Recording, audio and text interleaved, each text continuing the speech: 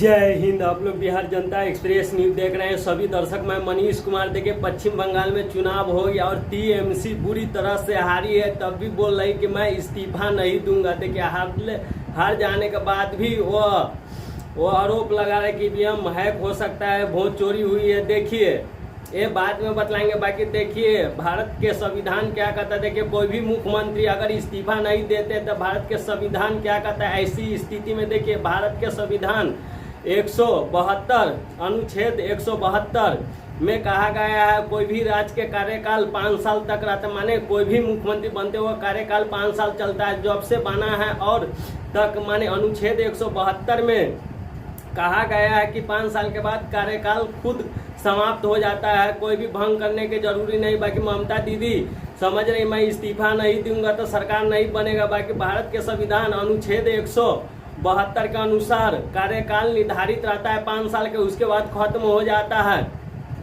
उसके बाद वो कार्यकाल खत्म हो जाएगा। देखिए, यह कार्यकाल 7 मई के खत्म होने वाले पश्चिम बंगाल में। वो से पहले ही चुनाव आयोग ने चुनाव कराकर और रिजल्ट जारी कर दिया है। 7 मई के बाद नया सरकार बन सकती है पश्चिम बंगाल में।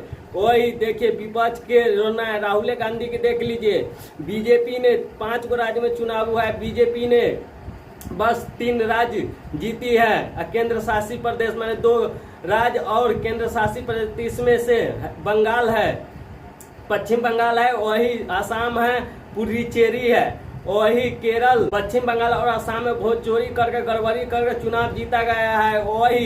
वही राहुल गांधी के बयान देखिए। वही तमिलनाडु केरल में चुनाव हुआ, वहाँ वोट चोरी नहीं हुआ है, वह जीती तो अपने पार्टी के नेता को बधाई दे रहे हैं, कार्यकर्ता को बधाई दे रहे हैं। हुआ सरकारी तंत्र का प्रयोग नहीं हुआ है, ईवीएम हैक नहीं हुआ है, वोट चोरी के आरोप नहीं लग रहा है, वहाँ ठीक है। देखिए, दोहरा नीति राहुल गांधी के। वही पश्चिम बंगाल आसाम में वोट चोरी के राहुल गांधी मुद्दा बना रहे हैं। जो राहुल गांधी टीएमसी के चुनाव के 10 दिन 12 दिन पहले जो ममता दीदी को कोसते थे, कहते थे टीएमसी गुंडा राज है, वही अब वो उनका समर्थन कर रहे हैं ममता दीदी के। देखिए, समर्थन कर रहे हैं, समर्थन कर रहे। देखिए, केरल में भी चुनाव हुआ, तमिलनाडु में हुआ, पुडुचेरी में हुआ, असम में हुआ, पश्चिम बंगाल में हुआ, जिसमें से बीजेपी ने तीन केंद्र शासित प्रदेश लेकर चुनाव जीती है। जिसमें से देखिए, राहुल गांधी जो केरल में चुनाव जीती, ठीक है, वहाँ कोई चोरी नहीं हुआ, कोई ईवीएम हैक नहीं हुआ, तहाँ विपक्ष जीती है तो इसको रोना देखिए रो रहे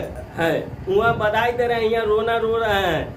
देखिए, पश्चिम बंगाल में बीजेपी जीती, असम में बीजेपी जीती। बाकी यह दोहरा नीति, वही थलपति विजय का बहुमत पार नहीं हो रहा है। सरकार बनाने के लिए 118 सीट कम से कम चाहिए तमिलनाडु में। बाकी उनका 112 ही समर्थन दिए, इसके लिए अभी उनका सरकार नहीं बन रहा है। देखिए, वही केरल में कांग्रेस ने जीता है। देखिए, कांग्रेस के दोहरा नीति है। केरल में वो चुनाव जीता है, कांग्रेस ने केरल में चुनाव जीता है, वहाँ सब चीज ठीक है, न ईवीएम चोरी हुआ, न वोट चोरी हुआ, नहीं कुछ हुआ।